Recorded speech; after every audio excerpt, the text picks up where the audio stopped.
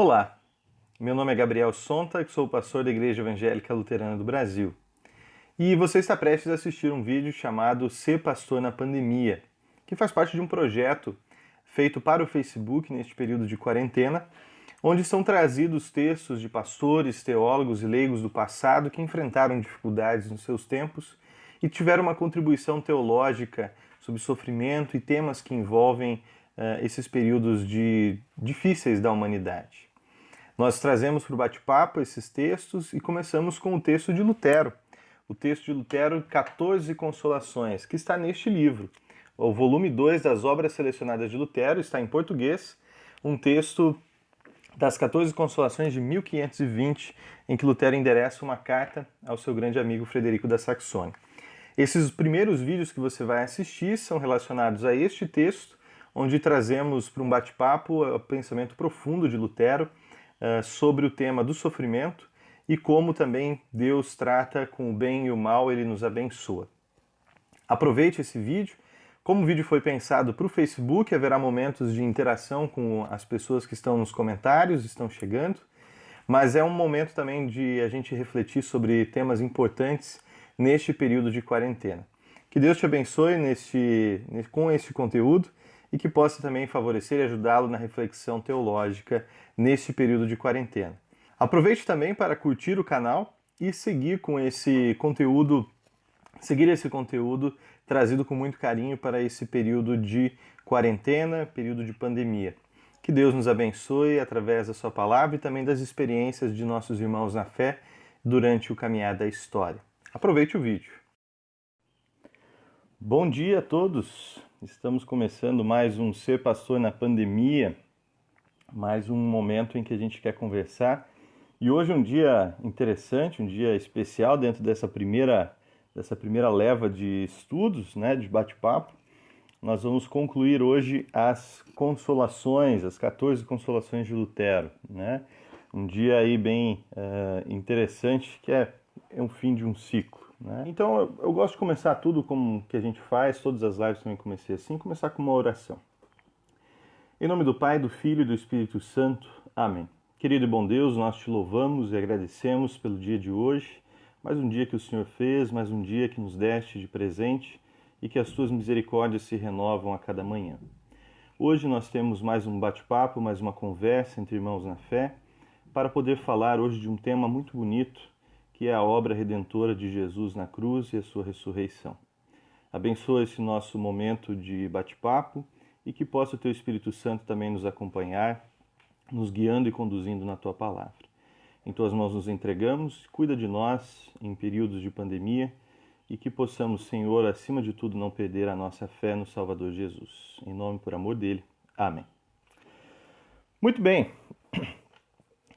Hoje, o capítulo final, a conclusão das nossas consolações, né? Das 14 consolações de Lutero, Lutero vai fazer agora um gran finale, né, de fato. Ele faz aí 6 imagens todas abaixo, ou seja, perto de nós, né?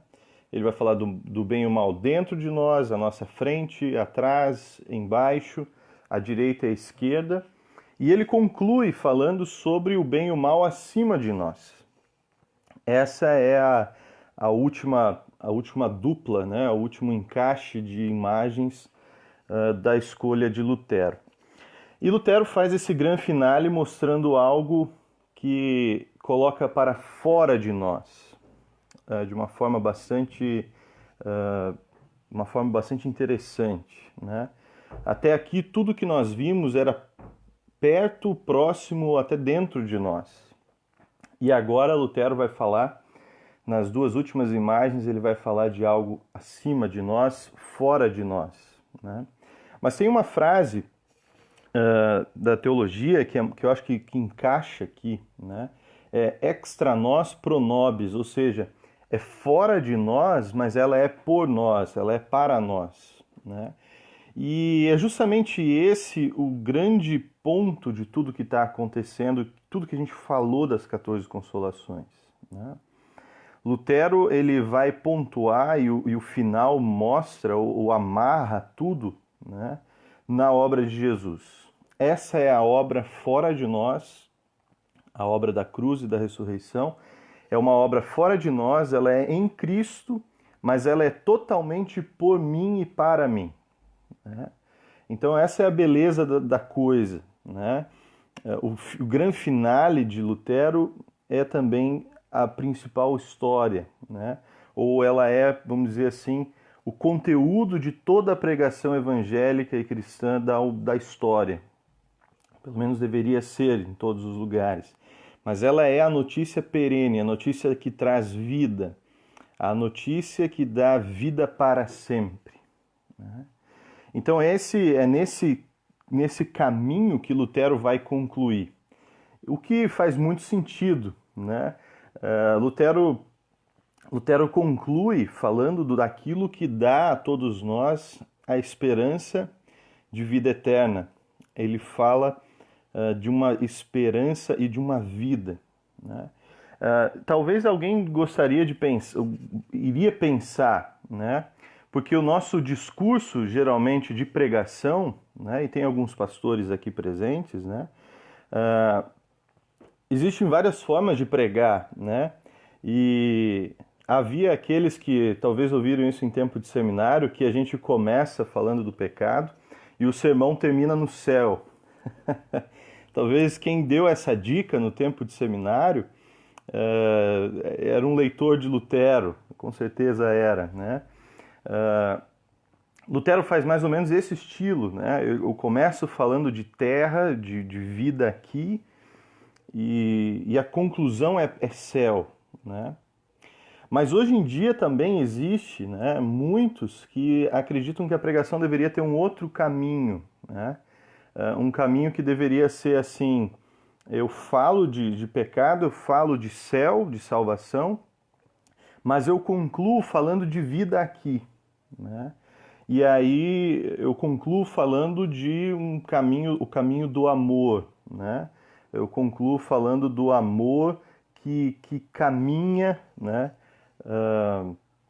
na vida, né? E aí vai vir uma pregação que serve também como uma admoestação, um conselho, né, uma caminhada nesse sentido, né?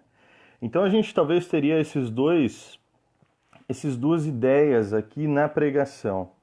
E eu acredito que Lutero, da forma como ele coloca esse texto, ele está falando para uma pessoa que está sofrendo, uma pessoa que está enferma, que dentro da medicina daquela época é uma pessoa que corre sério risco de perder sua vida, né? E mais tarde ele vem a falecer, o Frederico.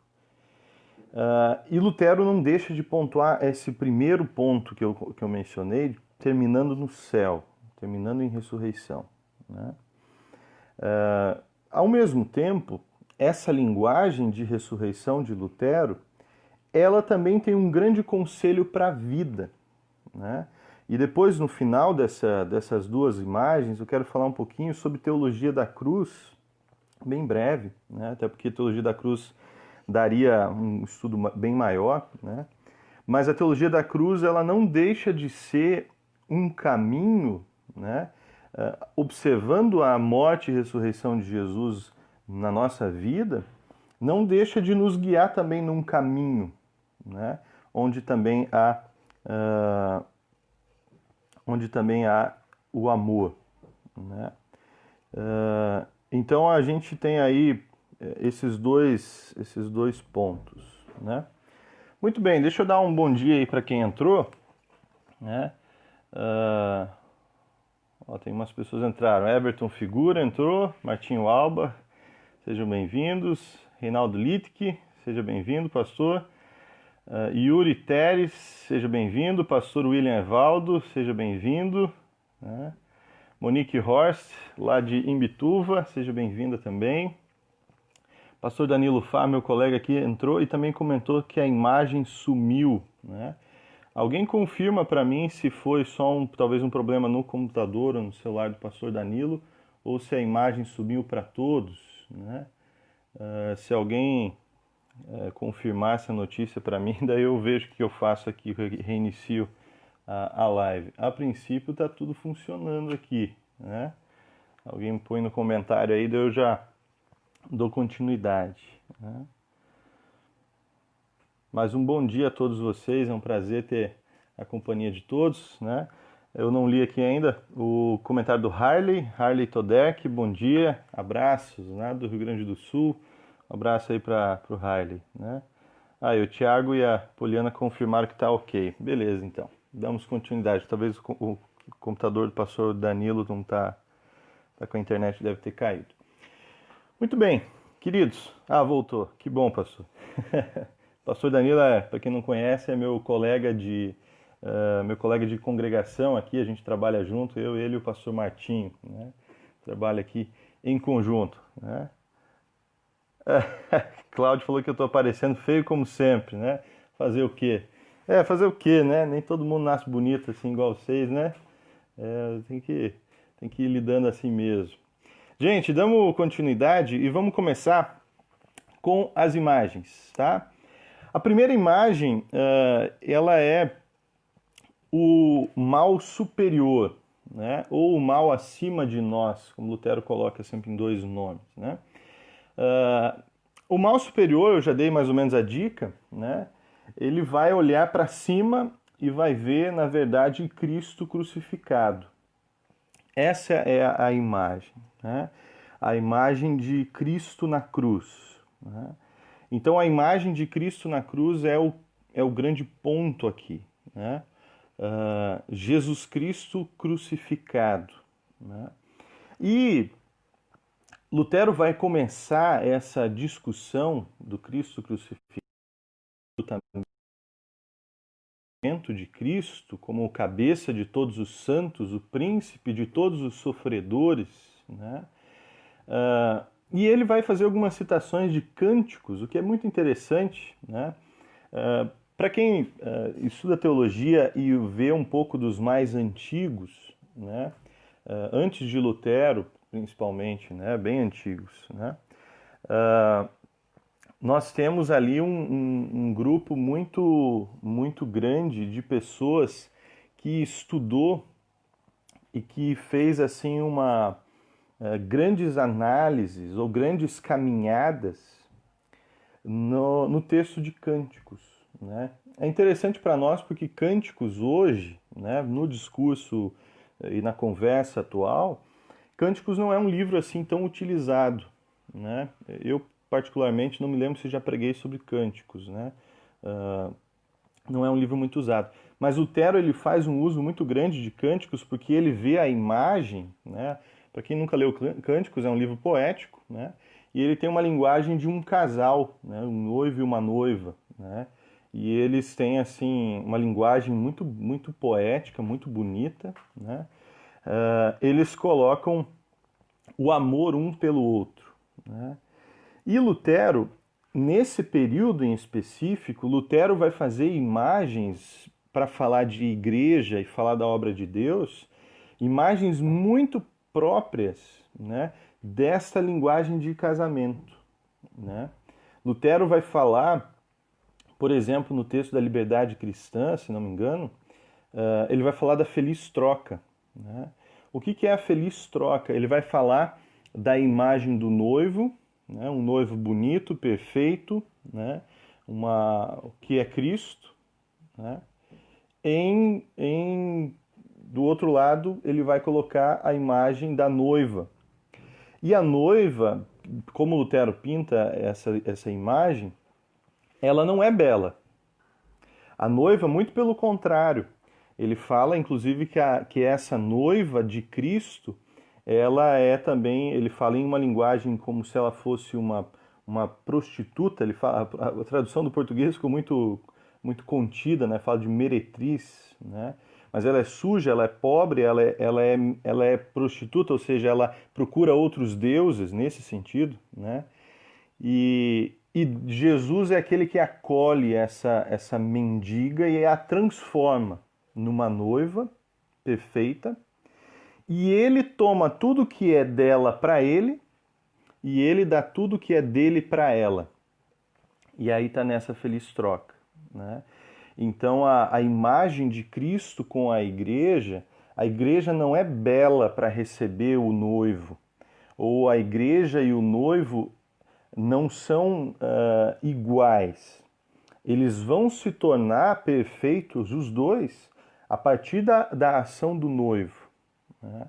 Então, e o noivo se suja ao curar, ao trazer, ao buscar a noiva, né? E é justamente essa imagem que está aqui. Ele usa o texto de Cânticos, né? E aí ele vai falar, vai lembrar alguns exemplos bíblicos, né? Dois textos de Cânticos que ele lembra aqui. Põe-me como sinal sobre teu coração, né?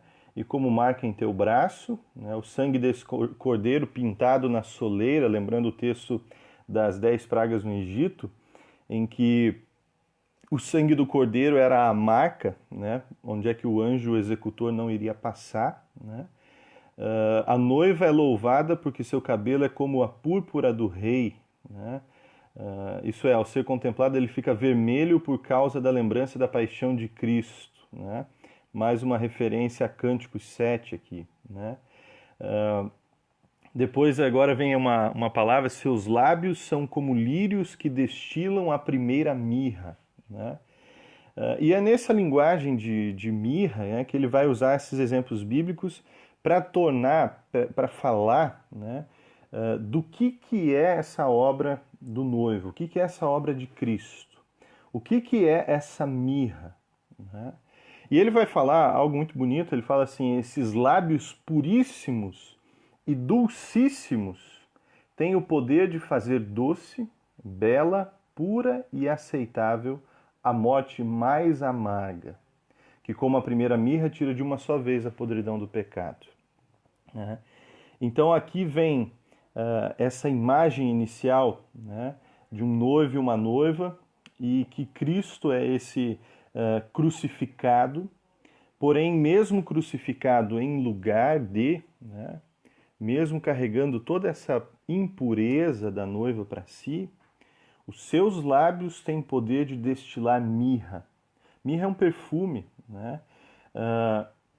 Um perfume aqui com uma linguagem de doçura, né?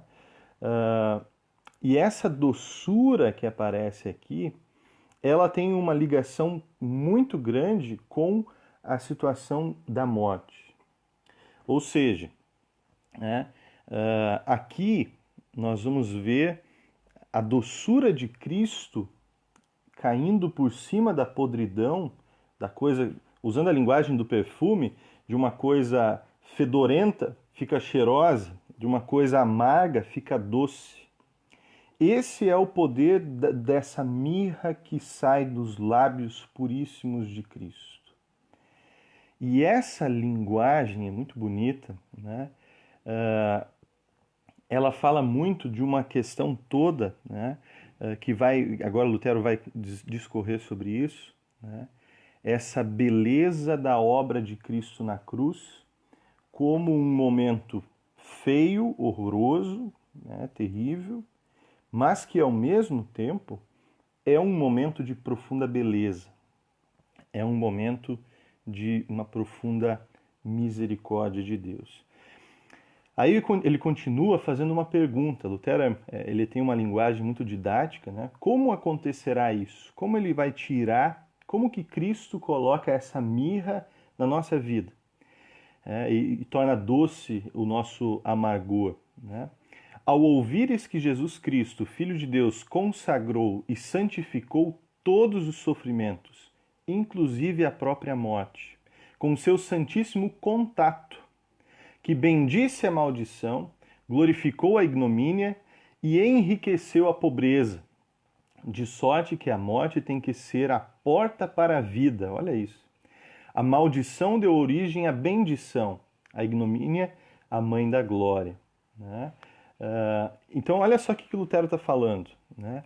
Quando nós ouvimos, ao ouvires que Jesus Cristo, Filho de Deus, consagrou e santificou todos os sofrimentos.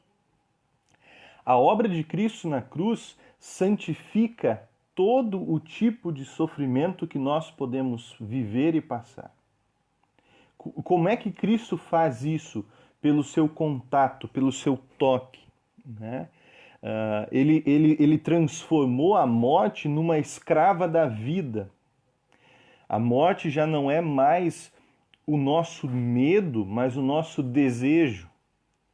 Porque, não um desejo suicida, autodestrutivo, mas um desejo porque a morte se tornou a entrada para a vida eterna.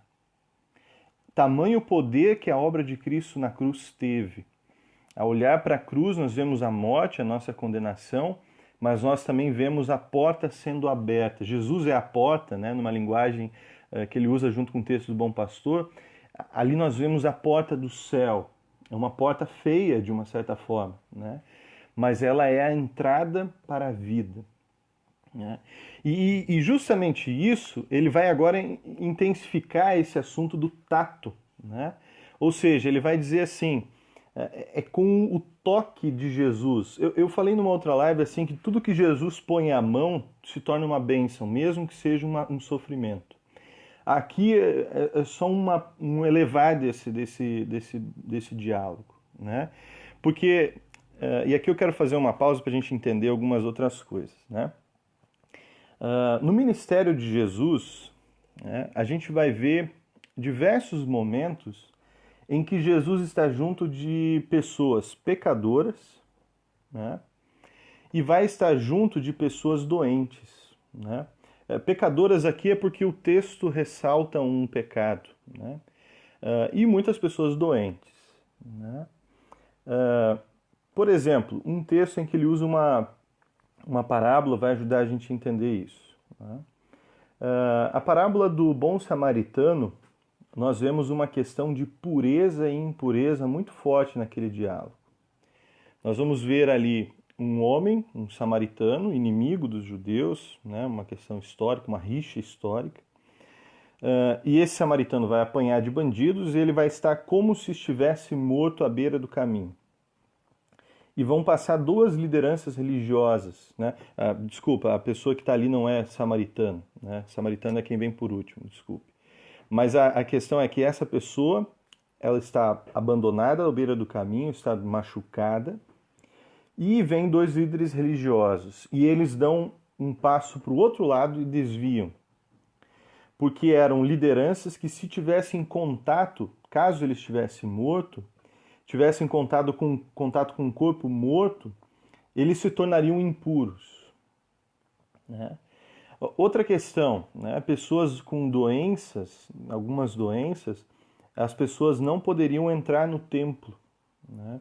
Eles deveriam ficar do lado de fora, porque eles eram impuros. Né? A doença que mais nos lembra, né, é a questão da lepra, por exemplo, os 10 leprosos. São pessoas que vivem à parte, eles só podem voltar a entrar na cidade quando tiver uma liberação da liderança de lá. O que eu quero ressaltar com essas histórias? Jesus Cristo, ele é diferente de todos que naquele momento entram em contato com a impureza e se tornam impuros. Esse era o problema, uma questão da impureza. Eu não podia ter contato com impuros porque eu me tornava impuro. Aqui, quando fala do toque de Cristo, né, ele, ao tocar a impureza, não é a impureza que torna Jesus impuro, mas a pureza de Cristo purifica a impureza. Essa é a linguagem. Usando a linguagem do perfume, tem um texto de Provérbios que diz que se uma mosca cai dentro do perfume, o perfume se arruína. Né? Jesus Cristo é o contrário. Né? Se o mau cheiro se envolve com o perfume de Cristo se sobressai. Né? A mulher com uma hemorragia de muitos anos, né, um sofrimento, ela só de encostar na capa, na roupa de Jesus, ela é curada. Né? Ou seja, ali é bem significativo. Né? Jesus, ao tocar, a mulher ao tocar Jesus, ela é curada. E Jesus de mim saiu o poder, diz ele. Né? Essa é a linguagem que Lutero carrega para agora, para todos os sofrimentos. Ou seja, os sofrimentos que Cristo sofre, que passaram pelo tato de Cristo, não fizeram com que o sofrimento derrotasse Cristo, mas que Cristo abençoasse o sofrimento. Eu sei que é uma linguagem um pouco mais difícil, né? Talvez para alguns isso é algo novo ou de uma linguagem diferente, né? Mas vamos caminhando. Qualquer coisa, se vocês tiverem alguma dúvida, a gente pode ir conversando aí também, né? Então a gente tem aí uma linguagem de que o toque de Cristo, né, ele abençoa. E pelo fato de Cristo ter experimentado ou vivido e de fato morrido, ele santifica a própria morte, né? Aqui Lutero ainda vai usar um exemplo do batismo, né? Quem está usando aí os textos bíblicos para fazer vídeos e os cultos, já que cultos presenciais é difícil nesse período, né? O texto desse final de semana vai usar a primeira carta de Pedro, capítulo 3, e vai falar ali do batismo, né? O batismo agora salva vocês, né? E nesse texto, a Bíblia de Estudo traz essa lembrança de que Lutero fala assim: Jesus, ao tocar a água do Jordão, né, no batismo de Jesus, a água do Jordão que toca o corpo dele, né, santifica toda a água. E a água agora que nós podemos usar para o batismo, ela é uma água que carrega a bênção de Cristo, né, toda a água, né. É interessante, né, essa linguagem. Jesus é aquele que também, de uma certa forma, usando esse toque, né, ele nos toca através da água do batismo. Junto com a palavra, né, nós nos tornamos santos, né, santificados pela obra de Jesus, né? Então essa linguagem, né, é muito, muito interessante, esse tato que Lutero vai usar para falar do que nós sofremos. O nosso sofrimento ele já foi tocado por Cristo. Portanto, o nosso sofrimento ele toma um novo sentido. O nosso sofrimento e nossa morte já foi tocada por Cristo. Portanto, a nossa morte é uma morte diferente. É uma morte diferente no sentido de que ela agora é uma porta para a vida. Essa é a bênção que Cristo deu ao tocar a morte, né? Muito bem. Deixa eu aproveitar e dar um oi aqui ainda para algumas pessoas que chegaram, né? O Neto entrou lá de São Paulo, Walter Miller Neto, seja bem-vindo. A Lenilda Conrad, a Valdete Schmidt também entrou, sejam bem-vindos. Ormi Bermonte também entrou, seja bem-vinda. Maravilhoso estar ouvindo palavra profunda. Legal. Pastor Alexandre Vieira, né, também entrou, querido amigo, um abraço para vocês lá também. Eu acredito que eu vi uma curtida do Lucas Grafunder aqui, ainda não apareceu, mas pastor Lucas Grafunder de São José dos Campos, seja bem-vindo também. Aqui tem uma pergunta da Giane. Estamos falando da fé de cada um também? O perfume de Deus envolve tudo. Mas e se não tivesse tamanha fé como na mulher da hemorragia, né? Interessante a tua pergunta. Eu quero ver, vou tentar responder se eu entendi corretamente, né? O perfume de Cristo cobre tudo, né? O perfume de Deus envolve tudo, mas se não tivesse tamanha fé como na mulher da hemorragia. A questão da fé e a obra de Cristo, ela é muito... é um assunto que se completa, né? A obra de Cristo, para a teologia luterana, ela é por todos os pecadores, né? Ou seja, por toda a humanidade, não somente por alguns, ou seja, todos são, a princípio, todos são abençoados com a morte de Cristo, né? Porém, o acesso eu torno isso meu, né, através da obra do Espírito Santo em criar a fé no coração, né? Então é o Espírito Santo que na linguagem do catecismo, nos chama, congrega, ilumina, santifica toda a cristandade na terra. Ou seja, o acesso à obra de Cristo é a obra do Espírito Santo, né? Vamos dizer assim, eu acho interessante uma linguagem que uma vez eu vi estudando um pouco sobre a teologia do Espírito Santo, que fala assim: a obra do Espírito Santo é tornar contemporânea, ou seja, tornar presente para mim, a obra do passado de Cristo. Né? A obra de Cristo está no passado, temporalmente, mas ela se torna uma obra hoje para mim, através da obra do Espírito Santo. Assim como o céu ele é contemporaneizado aqui para mim, através da obra do Espírito Santo. Né?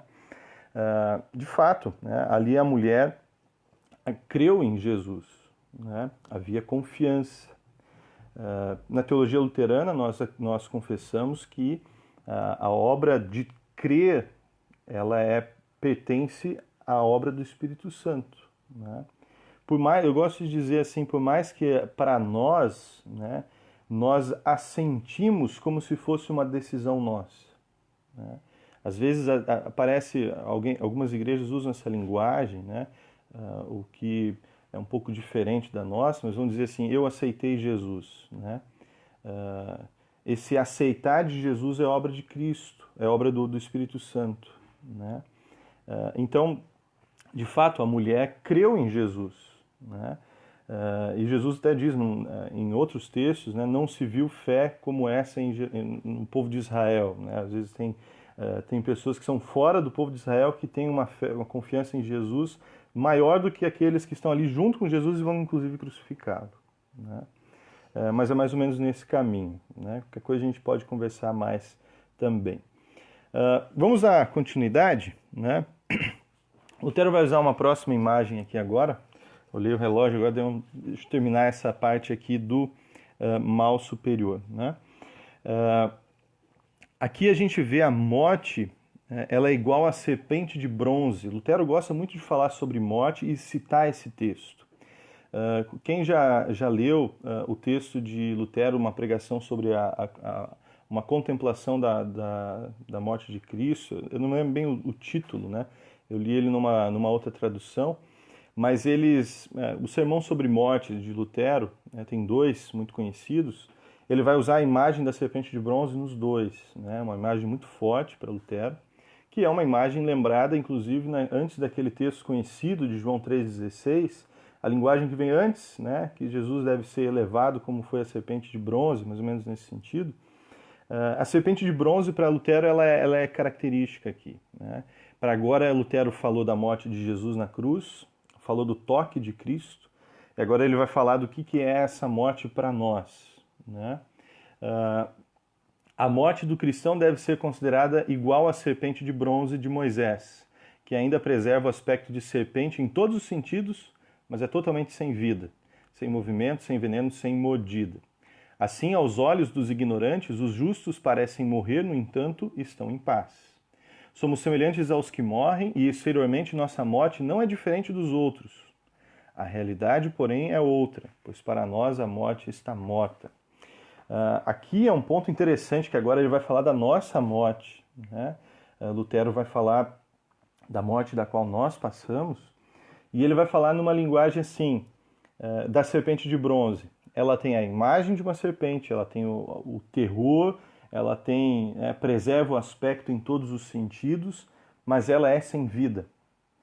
A morte para nós, para todos os cristãos, ela é horrível, ela é feia, ela tem sofrimento, ela tem dor, ela não é diferente da morte de um não cristão. Né? Eu já vi muita gente falando assim, o cristão morre diferente do não cristão. É difícil dizer, né? A gente olha a história, tem cristãos com mortes horríveis, né? A gente já falou sobre isso, né? O cristão reage diferente diante da morte, talvez, né? Mas a rigor, a morte, ela é muito parecida, né? A questão não é morrer diferente do não cristão, né? A questão é o que acontece depois. Acho que esse é o grande ponto. Né? A caminhada da vida, né? Talvez no leito de morte, o cristão encontre muito consolo, e é isso que Lutero está querendo fazer. Né? Consolar os que estão diante da morte, né? Com a obra de Cristo. Mas a rigor, a morte ela é difícil para todos. Né? Ela, como nem diz aqui, somos semelhantes aos que morrem, e exteriormente nossa morte não é diferente. Né? Covid-19, né? O cristão não vai morrer de Covid-19. Mentira, já morreram vários cristãos de Covid-19, né? Então Deus não é bom? Deus é bom pela promessa que vem justamente depois da morte, né? Então nós temos aqui a morte que está morta. Essa linguagem é muito, muito forte, né? Para nós, o fechar dos olhos na vida aqui, por mais que o momento de fechar os olhos para essa vida na hora da morte seja talvez um momento muito dramático, o abrir dos olhos é na salvação, né? Uma salvação que vai vir um dia com a ressurreição dos mortos, uma salvação que vem nas promessas de Cristo. A última imagem que a gente falou, que toda a igreja é triunfante, toda a igreja e os irmãos e o próprio Cristo atravessa a morte conosco, né? E nos recebe no céu com todos os irmãos, né? Então é uma imagem muito bonita que Lutero traz aqui, falando de uma imagem bíblica, ou seja, essa morte que tanto nos causa medo, ela é só uma casca, ela é só um formato, ela é só feia, mas ela é, do outro lado, ela é vida, né? Eu gosto de uma imagem que eu mencionei já, o pastor Alexandre está aí, eu acho que eu usei essa imagem num sermão lá na Igara uma vez, né? Que a morte ela é como uma caverna escura, feia, horrorosa, que causa medo, e eu sou obrigado a passar por dentro dela. Porém, essa caverna, o fundo dela leva a um grande e belo jardim, né? Ela é uma caminhada curta, apesar de feia, é uma caminhada curta por essa caverna, e do outro lado eu tenho vida e vida em abundância, né? Eu acho muito interessante lembrar disso ao se falar de morte, né? Muito bem, Lutero ainda vai falar, para concluir essa parte, né? Ele vai falar das imagens. Então ele fala assim, para Frederico, que tinha muitas relíquias, né? Que ele fala assim, as relíquias de Frederico era às vezes um copo que Jesus encostou, alguma vasilhame que teve interação no tempo dos apóstolos e tudo mais. E ele fala assim, tenho relíquias muito mais valiosas do que essas. Essas, na verdade, nem têm valor, porque as relíquias em que Cristo botou, inclusive, tingiu com o seu sangue, é o sofrimento, é a morte, é esse momento de dificuldade. Portanto, né, vamos olhar para essa caminhada da vida, né, com essas relíquias, porque através do sofrimento, da morte e das dificuldades, Cristo conquistou vitória, né? Então, podemos encarar com alegria, né? No fundo, essa é a grande mensagem de tudo até aqui, né? Para terminar, citando essa primeira parte de Lutero, com quanto ardor e carinho abraçou a morte e castigos por nós, pessoas tímidas e horrorizadas com morte e os castigos. Com que satisfação tomou este cálice por nós, enfermos, para que não tivéssemos medo de bebê-lo também. Interessante. Porque percebemos que nada de mal lhe aconteceu, mas ao ressurgir lhe advieram somente coisas boas, né? Então Cristo passa pelo sofrimento também para nos encorajar a também vivemos os nossos com a certeza de que Cristo tocou todos eles e os santificou com sua obra. Beleza? Vamos lá, deixa eu ver se tem mais alguém que entrou. Silvanils, lá de congregação do meu sogro, né? Seja bem-vindo. A Ilma Queiroz, seja bem-vinda. Minha prima Lorena, seja bem-vinda, né? Oramos por você. Lore perdeu um amigo muito querido esses últimos tempos, né? Deus abençoe vocês todos aí, também a família. Regis Miller, seja bem-vindo também, né? Muito bem, esse foi o mal superior, a obra de Cristo na cruz, né? A segunda imagem para o dia de hoje, que é a conclusão de todas as imagens, é o bem acima de nós, e vai falar agora do Cristo ressurreto, né? Cristo ressuscitado. Na cruz ele foi a sétima imagem dos males, então agora aqui ele é o glorioso Cristo, onde não tem mais imagem ruim nenhuma, né? Então, antes de falar, se quiserem mandar perguntas, fiquem à vontade, tá bom? Aqui agora é um Cristo glorioso, né? É um ressuscitado que não morre mais. não tem mais males a serem esperados por aqui, né? E aqui a linguagem da feliz troca está de novo, né? A linguagem dessa troca com Cristo, ou seja, agora a ressurreição, se a cruz de Cristo é minha, a morte de Cristo é a minha, a ressurreição de Cristo é minha. E na ressurreição de Cristo nós temos agora a alegria também da nossa ressurreição, né? É uma linguagem muito, muito bonita em Romanos para falar do batismo, né? Morremos com Cristo no batismo e também ressuscitamos com Cristo no batismo, né? Nós somos, como Lutero fala, trazidos para dentro de Cristo, somos elevados a estes bens acima, de tal forma que agora nós somos de Cristo e Cristo está em nós. A linguagem de João 14, nesse final de semana que vem agora, ele fala um pouco disso. Está falando do Consolador, né? Ele está falando do Espírito Santo, que não somente está em vocês, ou estará, mas ele vai habitar vocês, tamanha intimidade, e ele vai falar também de uma intimidade, de uma proximidade nossa com Cristo. É a obra do Espírito Santo, né? Nos levar a Cristo.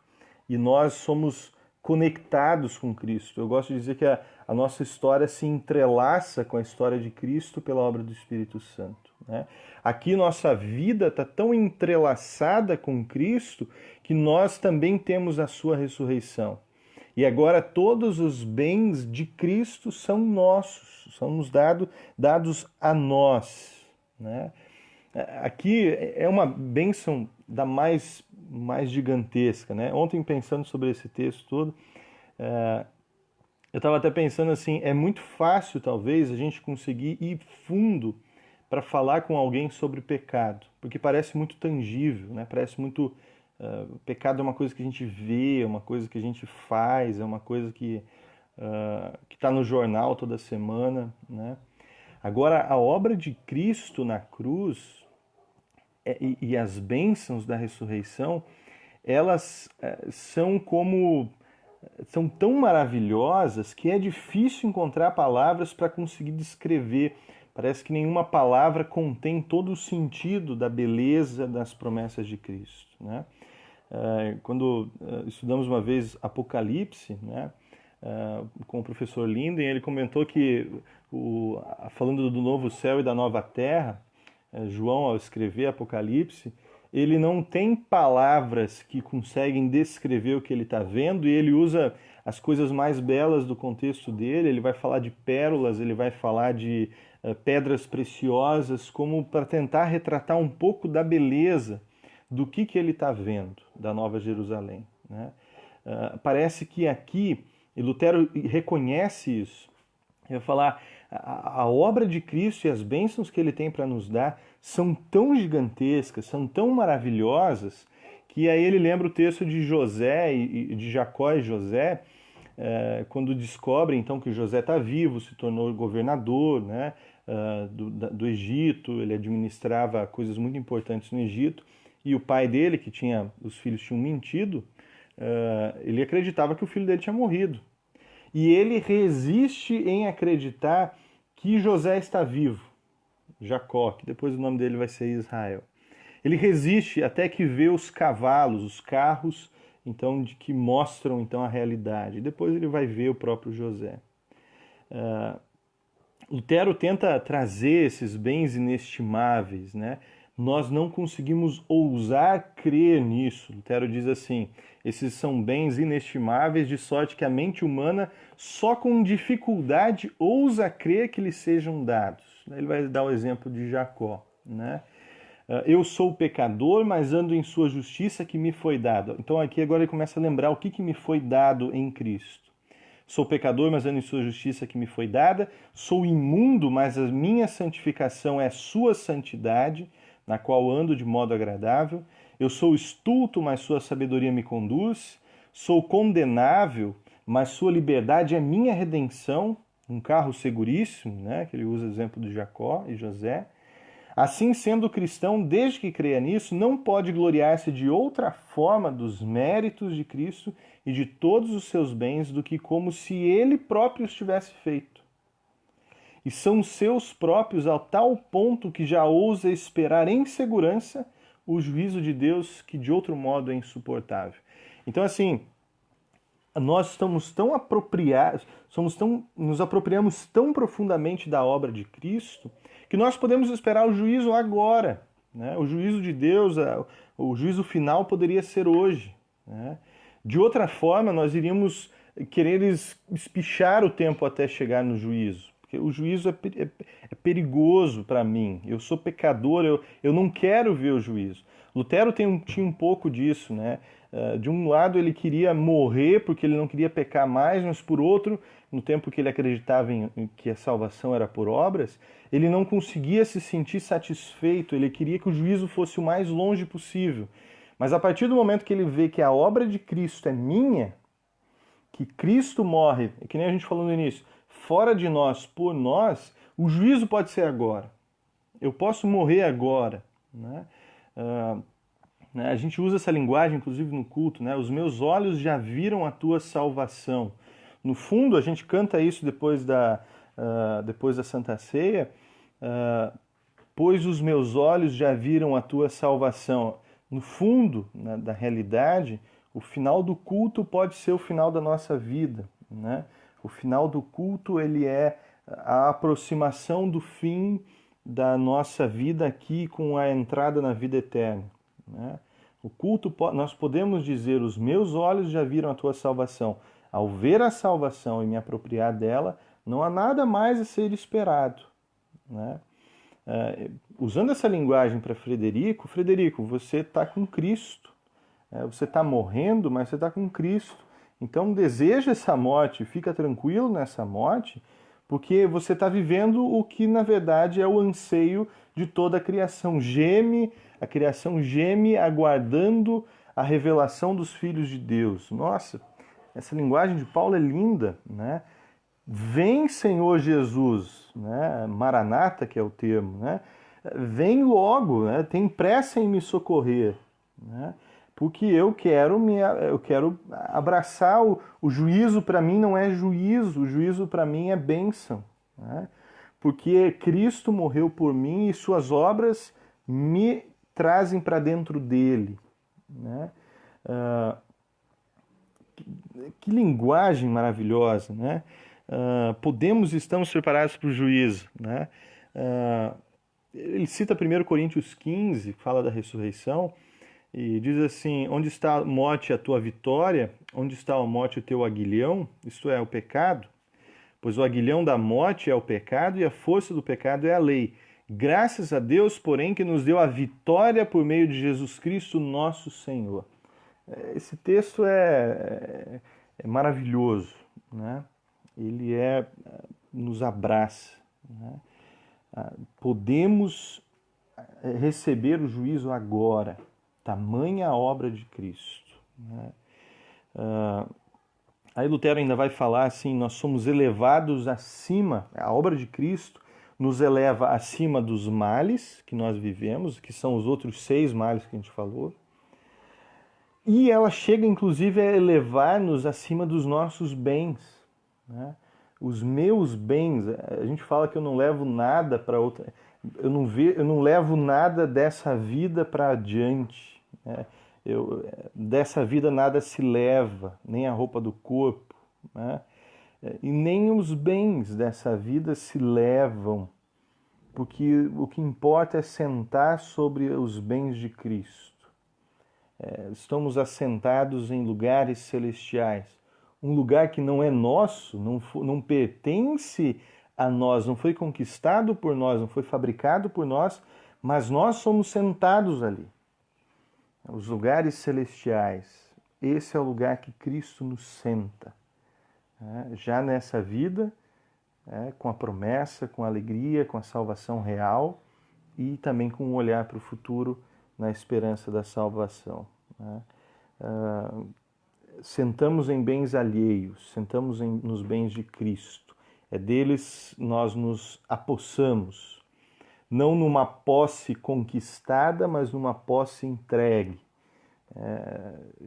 Nós nos apropriamos da obra de Cristo, e aí vem a obra do Espírito Santo, né, que foi lembrado, né, nós somos salvos pela obra de Cristo, que nos é dada pela fé através do que o Espírito Santo opera em nosso coração, e nós nos agarramos em Cristo e toda a sua obra, né, uma obra que está disposta a todos, né, tamanha tristeza daqueles que rejeitam tamanho presente, né? E aí é a não fé, né? Para concluir com duas frases de Lutero, já estamos mais adiantados, né? Essas coisas fazem com que o cristão seja onipotente, senhor de tudo, tendo tudo, fazendo tudo, totalmente sem qualquer pecado. E ainda que esteja em pecados, eles necessariamente não prejudicarão. Os nossos pecados não são imputados para nós, né? Mas são perdoados por causa da justiça de Cristo, que é insuperável e exaure todos os pecados. Onde superabundou o pecado, onde abundou o pecado, superabundou a graça, né? A obra de Cristo, ela é insuperável, né? A justiça de Cristo, não há pecado que ela não cubra, né? Por isso, esta única imagem, e aí a conclusão, essa única imagem, se outras não houvesse, nos pode imbuir de tanta consolação, se considerada bem e de coração atento, que não só não padecemos com nossos males, mas inclusive nos gloriamos nas tribulações, por causa da alegria que temos em Cristo, quase não a sentindo. Que com esta glória nos ensine o próprio Cristo, Senhor e Deus nosso, bendito pelos séculos dos séculos. Amém. Essa é a linguagem de conclusão de Lutero, né? Na cruz ele nos mostra um Cristo que traga a morte, lembrando Isaías 25, né? Jesus é aquele que inala, ele traga, né? Como no sentido de tragar uma fumaça, né? Ele traga a morte para dentro de si, ela padece ele, mas o seu hálito que sopra é um hálito de vida, né? E é no hálito de Cristo, no sopro de Cristo. Cristo, quando sopra, quando vê os discípulos depois da ressurreição, ele se apresenta no meio deles e ele sopra sobre eles, né? Um hálito de vida, e diz: a paz esteja com vocês, né? E logo depois também fala da entrega do Espírito Santo, tanto ali, depois no Pentecostes também. Ou seja, o hálito de Cristo é um hálito de vida, né? E ele traga a morte. Então a última imagem, a imagem do Cristo ressuscitado, não há mal, não há males, há só bênção, né? Se lembrarmos da primeira imagem, boa, falava de que Cristo dentro de nós era tão maravilhoso que se nós nos dessemos conta do que há dentro de nós seríamos transportados automaticamente para o céu, né? E aí vem uma dor de lembrar da primeira imagem, pensar que tem tudo isso e ainda não me é acessível. Aqui vem a promessa escancarada do céu em Cristo ressuscitado, nos lembrando mais uma vez de que aqui não tem mais dor, né? Acho que a última imagem ela tem essa característica. Ela não deixa sobras, né? Acho que todas as imagens deixaram algumas sobras, né? A imagem do mal tinha alguma coisa que sobrava, que nos lembrava essa limitação humana. A imagem boa também. Aqui é uma totalidade de Cristo, né? E eu acho que com isso é uma bela conclusão de Lutero, né? Uma pergunta aqui do pastor Danilo. Hoje a humanidade, de um modo geral, está muito vil ao sofrimento. No seu entender, está faltando uma compreensão melhor do sofrimento de Cristo e o consolo que há nele para aqueles que sofrem no momento de hoje? Obrigado pela pergunta, né? Hoje, eu acho que eu comentei isso em alguma live, mas eu repito aqui, né? Hoje em dia a gente tem um imperativo, né? Tomado como certo em todos os lugares do mundo ocidental, principalmente, né? Que é um imperativo do não sofrer, né? o sofrimento ele é repugnante na cultura ocidental atual, né? O sofrimento ele é indesejado, né? Eu usei o exemplo da criação de filhos, né?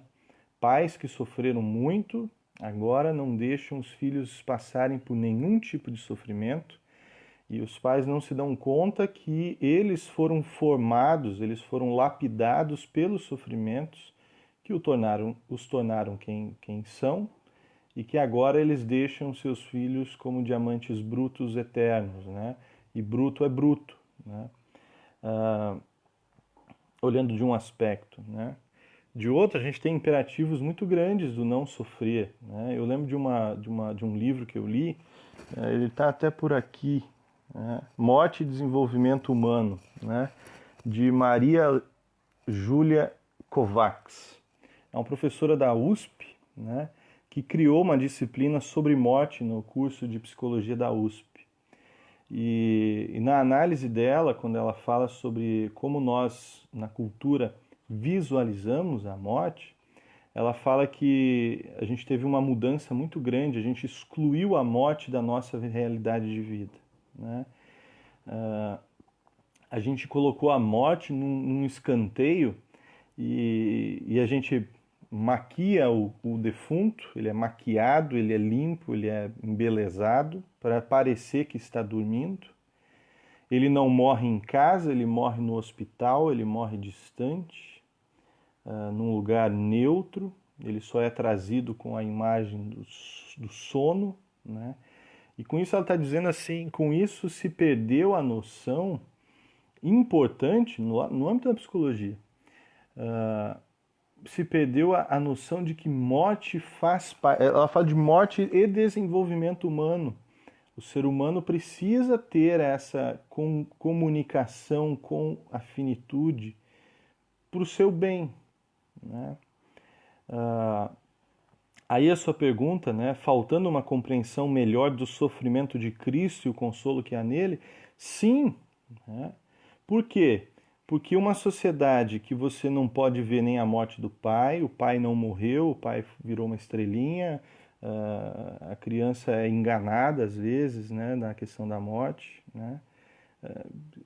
Quem é que hoje já não ouviu, né, escolas sendo proibidas de falar sobre a morte de Jesus, né? Escolas até confessionais, ou quem já não falou que morte de Jesus é uma coisa que não deve aparecer em livro de educação infantil, porque a morte é feia, a morte ela deve ser evitada, né?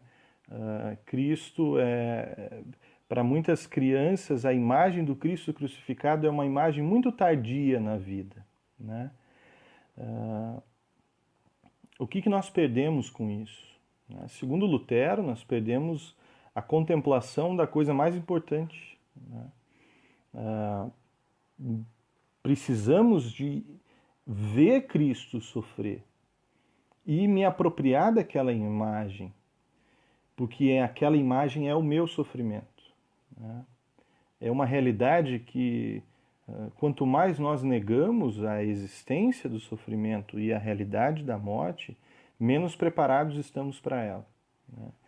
Eu vou concluir essa pergunta com um estudo que eu li uma vez, de que pessoas que estavam em estado terminal de câncer, né, elas recebiam visitas que diziam assim, não, você vai sair dessa, né, você vai melhorar, e sendo que clinicamente já eram pessoas em estado terminal.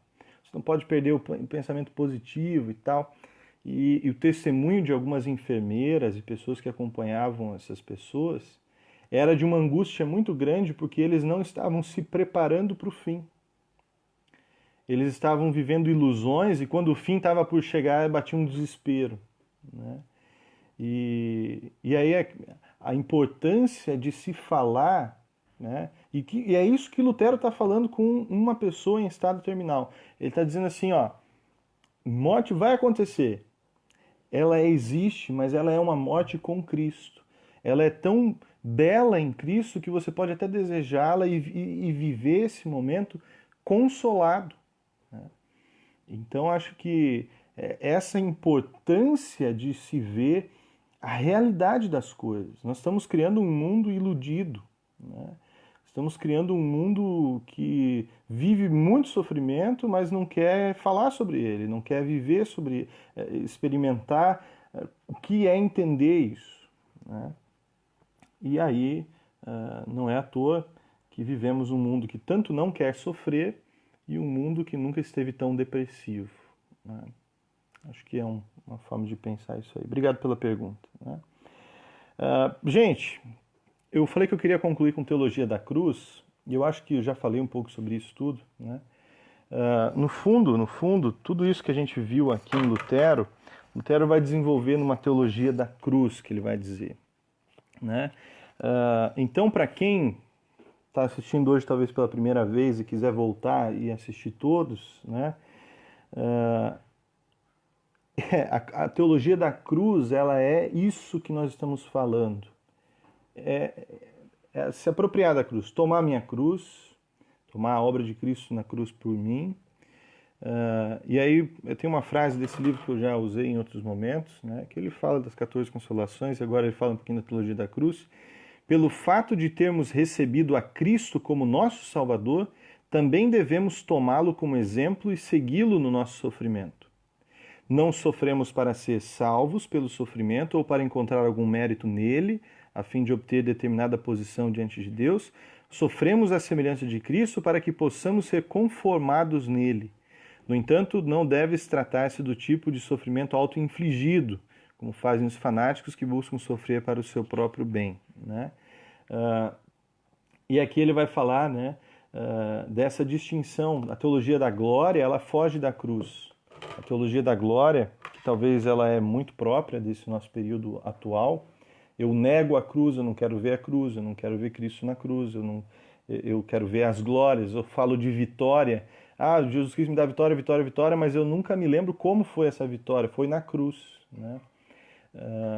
E a teologia da cruz diz: toma a sua cruz e enfrenta os sofrimentos, como também coisas tocadas por Cristo, para que você também seja abençoado através dos sofrimentos também, né?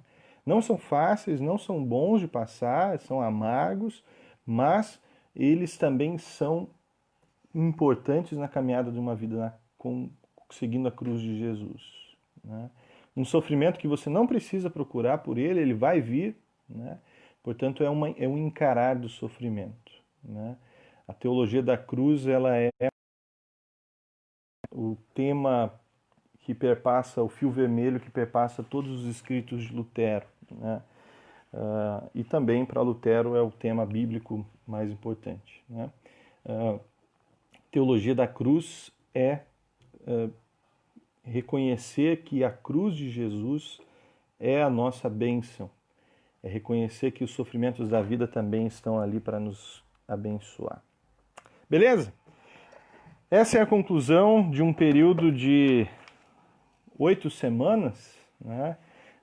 Bastante coisa. Me admiro que eu cheguei até aqui, porque eu não sabia quanto tempo eu ia conseguir fazer esse trabalho. Parece que eu me fixei aí um pouco no sábado de manhã, né? Depois, se voltar à normalidade, provavelmente eu passo isso para segundas à noite.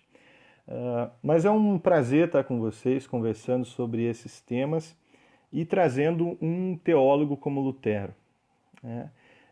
Não nego a minha afeição, meu carinho, meu lado efetivo pelos textos de Lutero, me consolaram muito.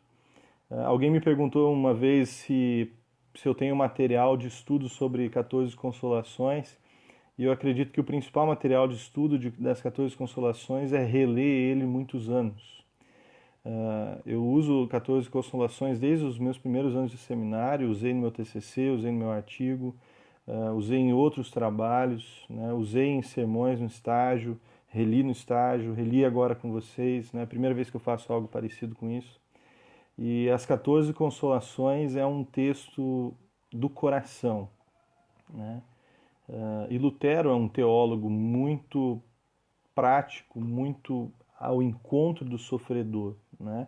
Se você não leu Lutero ainda, né, não tema. Lutero tem uma linguagem ácida em alguns lugares, mas Lutero ele é um grande sofredor, né? Ele sofreu a fé, né? As dificuldades da vida de fé, e grande parte da busca dele e da pregação dele é porque ele foi alguém que caminhou nesses passos de sofrimento. Então, a linguagem de Lutero é sensacional nesse sentido, né? Vocês encontram em Lutero um grande pastor, um grande amigo e um pastor na pandemia. Lutero, quando viveu a peste, os tempos da peste, Lutero disse que o bom pastor não abandona o rebanho, né? E aí ele abre a sua própria casa, expõe a sua família, a esposa dele quase fica doida. Ele abre a casa de Lutero e a igreja para receber moribundos morrendo de peste, né? Lutero é assim muito corajoso nesse sentido. Lutero é aquele que tem textos que falam da Catarina, que se Catarina não escondesse algumas coisas que eles ganharam do casamento, Lutero dava tudo para quem tinha necessidade, né? Lutero perdeu uma filha, né? Que mostra que ele também teve esse lado do sofrimento, de depressão, né? Lutero ficou enfermo gravemente. Lutero ele tem uma vida particular muito marcante, né? Eu falei isso uma vez, né? Quando a gente tem um ídolo, uma pessoa que a gente imagina, que gosta, que se admira, que, né, a gente é fã, a gente às vezes quer ser como ela, mas aí quando você olha a biografia você desiste, né? E eu li uma biografia, e é o nosso próximo texto de estudos de pandemia. Foi esse cara aqui, C.S. Lewis, né? Admiro muito a obra de Lewis. Para quem não sabe, eu tenho um projeto chamado Bíblia Lida em Nárnia, né? Tem alguns jovens que participam, a gente está fazendo na pandemia agora via... A Giane participa, né? A gente participa, se reúne agora na pandemia por videochamada, né? Para falar de Lewis, contando histórias de salvação e perspectivas bíblicas profundas, apologéticas, nas obras das Crônicas de Nárnia. Para quem não sabe, tem uma referência muito grande. O exemplo mais fácil para vocês começarem a entender é que Aslan é a figura do leão de Judá, Jesus, né? Um personagem divino dentro da história, né? Morre e ressuscita, inclusive. Então Lewis tem muita coisa boa em Lewis, né? Mas não vou falar de Crônicas de Nárnia, porque é mais gostoso de falar de Crônicas de Nárnia quando o público todo já foi leitor de Nárnia, né? Aí dá para apelar para exemplos bem minuciosos, né? Mas esse texto que eu quero trazer para vocês é O Peso de Glória, tá? Esse é um dos textos muito conhecidos de Lewis, né? Na descrição aqui atrás fala de um dos seus trabalhos mais comoventes, né? São 9 artigos, 9 textos, 9 preleções de Lewis, né? Com temas bem interessantes, né? São textos todos da Segunda Guerra Mundial. Lewis viveu a Primeira e a Segunda Guerra. Na Primeira ele quase morreu com uma granada, se não me engano. E na Segunda Guerra Mundial ele foi uma das vozes mais importantes porque falava de Deus e a fé em um período de dificuldade, né? Então falar de Lewis, sem contar que ele também estava vivo, né?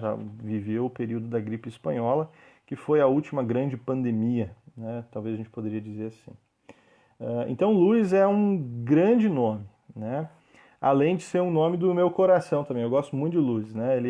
Eu li muito Lewis, me ajuda muito para pensar teologia, apesar de que ele tem uma linha teológica que não é luterana, né? Reformada, mas ao mesmo tempo ele é muito... tanto que um livro mais famoso dele é Cristianismo Puro e Simples, né? Ali Lewis ele é muito... ele pega aquele chão comum de teologia, e a gente pode aproveitar muita coisa, né? E esse aqui são reflexões às vezes um tanto filosóficas. Ele vai falar, por exemplo, do peso de glória, que é um dos artigos, né?